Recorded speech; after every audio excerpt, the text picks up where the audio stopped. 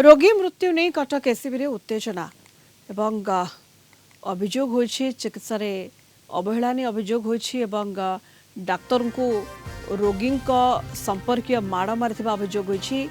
Nephrology विभाग रे रोगी मृत्यु को नहीं देखा देछि उत्तेजना।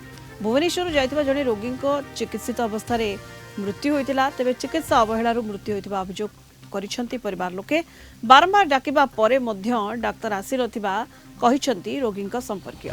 घटनास्थल में पुलिस पहुंची तदंत आरंभ करिछि। सेपटे माड़ मारिथिबा युवकक विरोध में मंगलाबाग थाना रे अभियोग करिसंती डाक्तर संघ।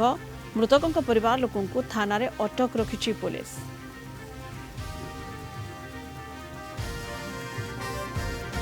अधिक सूचना पाई कटक रिपोर्टर देवाशीष पंडा जोड़ी होइछंती फोन लाइन रे। देवाशीष, चिकित्सा अवहेला जोगु रोगी मृत्यु अभियोग एवं जड़े जे रोगी संपर्कीय डाक्तर को एसीबी रे माड़ मारिथिबा मध्य अभियोग होइछि। पूरा घटना कौन देवाशीष?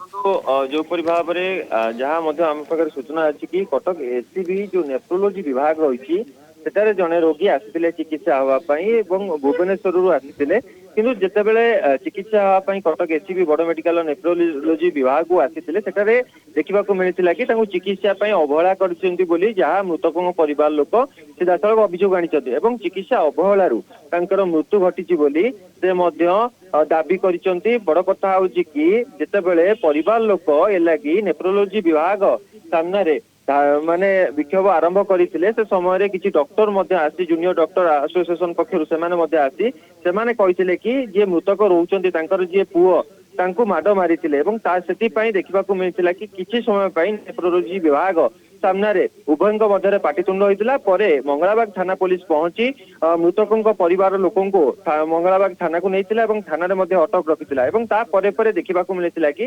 जेडीए डाक्तर संघ पक्षर सीधासलख जाई जो मृतकों परिवार लोकों ना अभियोग आनी माड़ मारी सीधासलख लिखित अभियोग देते पालटा अभियोग देते मृतकों परिवार लोक चिकित्सा अवहेलू मरी जा मृत्यु घटी सीधासलख अभियोग कर सहित पुओ को जेडीए डाक्तर मैंने माड़ मारी एफआईआर रे उल्लेख करा जायछि। तो एपटे जदि आमे देखिबा उभय घटना को पुलिस पुंखानुपुंख तदंत करुछि। बड़ कथा होछि कि मंगलाबाग थाना पुलिस पहुंची जे मृतक रहउचंदी नेफ्रोलोजी विभाग रे जे थिले तांकर मृत शरीर वर्तमान शव व्यवच्छेद पई कटक एसीबी बड़ मेडिकल को सियाडे पठा जायछि। जेहेतु परिवार लोक एलिगेशन आनिचंती कि को श्वासरुद्ध करी तांको मारी देइचंती तो सेति पई देखा मिली कि मृतदेह वर्तमान कटक एसीबी बड़ मेडिकल शव व्यवच्छेद प्रक्रिया करा बोली अणा जायछि। सेटारे शव व्यवच्छेद प्रक्रिया करा जिवो एवं एपटे पुलिस सीसीटीवी जांच करुच्ची। सीसीटीवी गत काली राति कौन घटीला एवं कहीं एभली पाटितुंड होता उभय मध्य कहीं बचसा घटीला चिकित्सा ठीक भाव में दिखाई ना दिखाई नाला ऑक्सीजन सिलिंडर रे ऑक्सीजन थिला कि नथिला कहीं मृत्यु घटला से तो पुंखानुपुंख तदंत चलुची या सहित सीसीटीवी जमती जांच कारण डाक्तर को माड़ अभियोग होइछि। घटनास्थल में पुलिस पहुंची तदंत आरंभ करिछि। धन्यवाद देवाशीष पंडा कटक रिपोर्टर फोन लाइन में आम सहित जोड़ी होते।